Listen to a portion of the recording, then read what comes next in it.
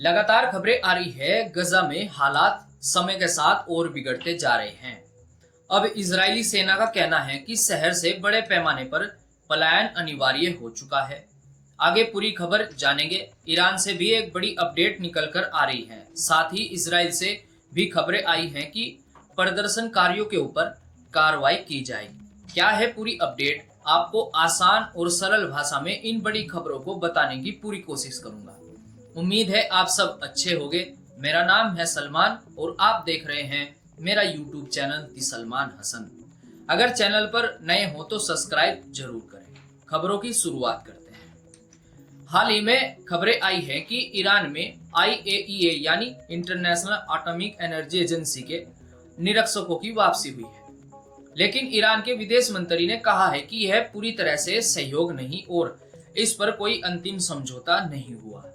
Report बताती है कि IAEA चीफ ने भी माना है कि अभी ईरान के साथ न्यूक्लियर प्रोग्राम्स पर बातचीत चल रही है, यानी वर्क इन प्रोग्रेस है। लेकिन अब खबरें बता रही हैं कि ईरान में अंतरराष्ट्रीय ऊर्जा एजेंसी की वापसी को लेकर विरोध तेज हो गया है। द गार्जियन पर आई रिपोर्ट के मुताबिक ईरान में न्यूक्लियर निरीक्षकों की वापसी का संसद सदस्यों ने विरोध किया है। कुछ ईरानी अधिकारियों का कहना है कि यह वापसी उस कानून का उल्लंघन है जो जून में अमेरिका और इजराइल की कार्रवाई के बाद पास किया गया था। उस कानून के तहत ईरान में विदेशी निरीक्षकों की मौजूदगी पर रोक लगाने का प्रावधान किया गया था। रिपोर्ट के मुताबिक यह वापसी जून 2025 के बाद पहली बार हुई है जब इजराइल और अमेरिका ने ईरान के न्यूक्लियर ठिकानों पर कार्रवाई की।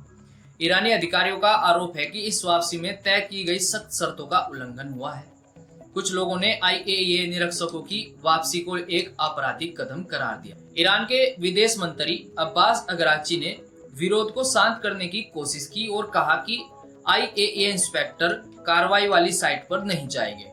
उन्हें सिर्फ बुशअर न्यूक्लियर साइट पर जाने की अनुमति होगी, वह भी केवल रिफ्यूलिंग की निगरानी के लिए। ईरानी सांसदों का कहना है कि जुलाई में जो नया कानून पास हुआ था उसके तहत UN निगरानी एजेंसी की वापसी पर रोक थी, खासकर इजरायली हमलों के बाद। खबरों के अनुसार खोमेनी शहर से एक सांसद ने इस विरोध का नेतृत्व किया और कहा कि यह वापसी कानून का उल्लंघन और आपराधिक कृत्य है।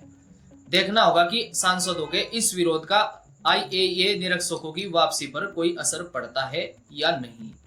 खबरों में आगे बढ़ते हैं। लगातार रिपोर्ट आ रही है कि बंधकों की रिहाई के लिए इजराइल के कई शहरों में प्रदर्शन तेज हो रहे हैं। इजराइल में गजा टकराव को लेकर न सिर्फ मोर्चे पर बल्कि अंदरूनी स्तर पर भी तनाव गहराता जा रहा है। शहरों में न सिर्फ प्रदर्शन हो रहे बल्कि तोड़फोड़ जैसी घटनाएं भी सामने आई है, जहां सेना प्रमुख के घर पर हमला किया गया। मिडिल ईस्ट मॉनिटर पर प्रकाशित रिपोर्ट के मुताबिक प्रधानमंत्री बेंजामिन नेतन्याहू ने आर्मी चीफ के घर पर हुई तोड़फोड़ की घटनाओं की निंदा की है। प्रधानमंत्री कार्यालय ने बयान में कहा गया कि चीफ ऑफ स्टाफ इयाल जमीर के घर पर की गई तोड़फोड़ अस्वीकार्य है। नेतन्याहू ने कहा कि IDF चीफ की अगुवाई में नैतिकता और संकल्प के साथ हमास को हराने और सभी बंधकों को वापस लाने की दिशा में काम कर रही है। उन्होंने जोर देकर कहा कि सेना और उसके कमांडरों को निशाना बनाने की किसी भी कोशिश की कड़ी निंदा होनी चाहिए।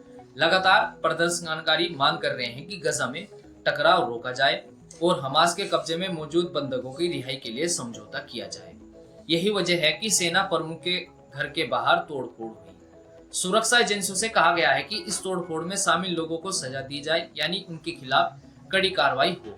वहीं एक तरफ संघर्ष विराम के लिए इसराइल के कई शहरों में प्रदर्शन हो रहे हैं, वहीं दूसरी तरफ गजा सिटी में हालात लगातार बिगड़ते जा रहे हैं। अब इजरायली डिफेंस फोर्स का कहना है कि शहर से बड़े पैमाने पर पलायन अनिवार्य हो गया है।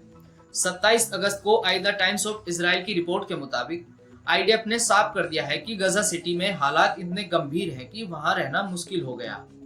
इजराइल के दूत ने कहा कि सीज फायर की संभावना पर चर्चा हो रही है, लेकिन हमास को पूरी तरह से खत्म किया जाना चाहिए। रिपोर्ट बता रही है कि इस बीच इजरायली सेना गजा सिटी के बाहरी इलाकों में ऑपरेशन चला रही है और नागरिकों को शहर खाली करने की चेतावनी दी गई है। खबरों के मुताबिक प्रधानमंत्री बेंजामिन नेतन्याहू गजा सिटी पर कब्जे की योजना को कैबिनेट की मंजूरी के बाद आगे बढ़ाने की तैयारी में है। इजरायली अधिकारियों ने आंशिक सौदे को नकारते हुए कहा कि बंधकों की रिहाई तभी संभव है जब हमास पूरी तरह खत्म हो और उनकी सभी शर्तें मानी जाए। वहीं मिस्र और कतर ने नाराजगी जताई है कि इसराइल ने अब तक हमास के हालिया प्रस्ताव पर आधिकारिक प्रतिक्रिया नहीं दी है, जबकि हमास उसे स्वीकार कर चुका है। इसराइल का कहना है कि नए समझौते पर विचार किया जा रहा है, लेकिन तभी आगे बढ़ा जाएगा जब हमास पूरी तरह से खत्म हो और उनकी शर्तों को मान ले। कुल मिलाकर जिस तरह की खबरें सामने आ रही है, उनके अनुसार संघर्ष विराम को लेकर अभी तक कोई अंतिम बयान या ठोस समझौता सामने नहीं आया है। यही कारण है कि इसराइल में प्रदर्शन हो रहे हैं, तोड़फोड़ की घटनाएं हो रही है और गजा में हालात और बिगड़ते जा रहे हैं। बंधकों की रिहाई और हमास से समझौते को लेकर दबाव लगातार बढ़ रहा है, लेकिन हम इन सब खबरों पर नजर बनाए हुए हैं ताकि आपको समय पर सभी अपडेट मिल सके। मिलते हैं नई खबरों के साथ, तब तक के लिए मुझे दीजिए इजाजत।